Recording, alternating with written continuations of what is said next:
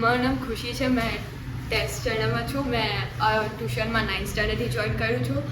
મેં પહેલાં બહુ જ લેઝી હતી ને એમ સ્ટડીમાં તો જરાક પણ ધ્યાન નહીં હતું.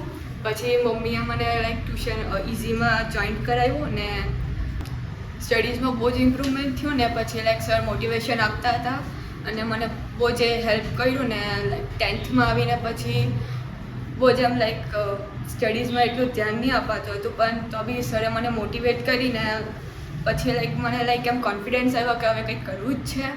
અને પછી ટ્યુશન પછી બી મેં બેસતી અહીંયા સ્ટડીઝ કરતી અને સરે મને બહુ વાર એમ મોટિવેટ કર્યું ને મને બધું કોઈ પ્રોબ્લેમ થતી હોય તો સરે મને પૂછેલું બી છે. અને મેમ બી બહુ સારા છે અને મને બધામાં જ મેં ડાઉટ લઈને બી જતી હોઉં તો મેમ મને કહે કે આવી રીતે કરવાનું હોય. અને ટ્યુશન પછી મને ઘરે બી હવે વાંચવાનું મન થાય ને મમ્મી લોકો બી હવે બહુ જ એમ ખુશ છે કે મેં કંઈક કરું છું.